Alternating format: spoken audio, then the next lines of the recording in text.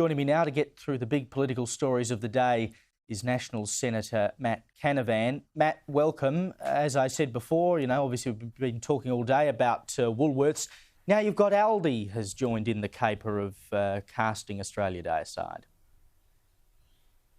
Well, it's just shocking, isn't it, that our big corporates don't seem to have got the message, especially from their involvement in the Voice referendum last year, that most Australians just don't want our supermarkets, our major corporate entities to play politics. They just want to provide good services. And, we have seen a massive increase in retail prices. And, I think most of that's actually at the feet of the government and their energy policies and industrial relation policies. That's why inflation's been high.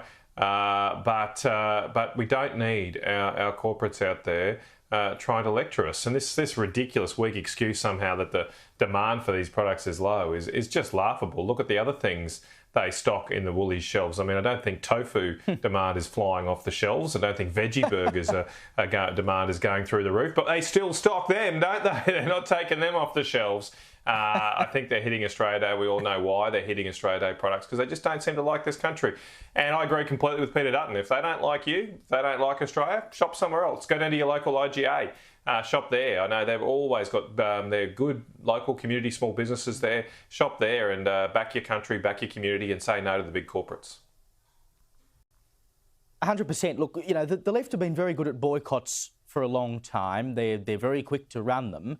And often they achieve things. If nothing else, it gives a scare. And that is what is needed. Your dollar does matter. Only spend your dollar with businesses that you think deserve it. Spending dollars, speaking of, there's trouble at Queensland's Paradise Dam near Bundaberg. The state-owned operator is abandoning it now and starting over because the construction defects are apparently beyond repair. Now, this thing opened in 2006. By 2019, it was found to be riddled with problems. There was 4 years of work and $1.2 billion in repairs still not fixed. What on earth is going on? Look, it's very, very sad. I think we've got to keep in mind here the impact on the farmers in this region. They've had their water use cut, which effectively means their income is cut because they can produce less than they were promised and they were planned to do, that they'd made investments on the back of. And there was some light at the end of the tunnel here when both the Liberal National Party, when we were in government, and then Labor Party, as an election promised to rebuild this dam, and that gave some hope. And now that hope's been dashed once again. Look, I don't know exactly the issues here or the new issues that have arisen, apparently, with the existing much reduced capacity dam. I just hope it can be fixed and fixed as soon as possible. So, look, it seems positive that the governments are continuing on with a solution here to build a new dam. It's a shame that couldn't have been settled on earlier rather than later, but I do think we've just got to focus on the future now for those farmers and get something in place as soon as possible. It does raise the point, though, in the question, if we can build a dam there at Bundaberg for the cost of more than $1 billion, why aren't we building the Connors Rivers Dam in North Queensland? Why aren't we building the Dungowan Dam in northern New South Wales? These were dams that were funded under the coalition government. That funding's been stripped away by the new government. It seems they're only building this one because the Queensland Labor government were backing it. They're just not backing dams right across the country. Man, why aren't we building dams all over the shop? I mean, for heaven's sake, we know as a country, droughts and flooding rains, it has ever been thus, and we just never seem to learn the lesson.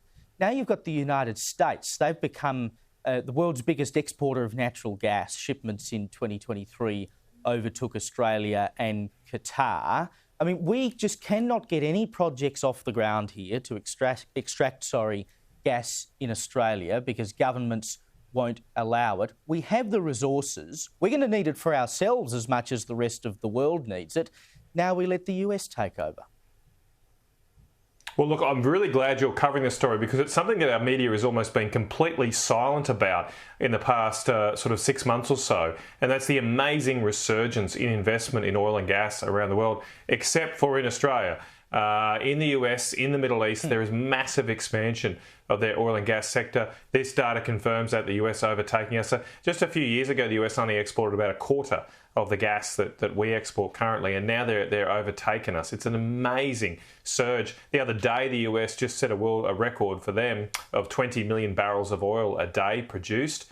Well over their domestic demand, and gas is simply a byproduct from their oil industry, and that's what's surging this gas supply.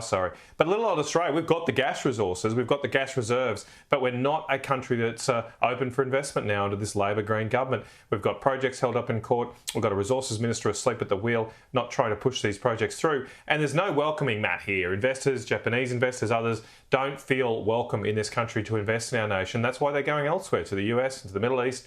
And all this rubbish about net zero, the other countries are ignoring that. We're little old Australia is trying to change the temperature of the globe on our own.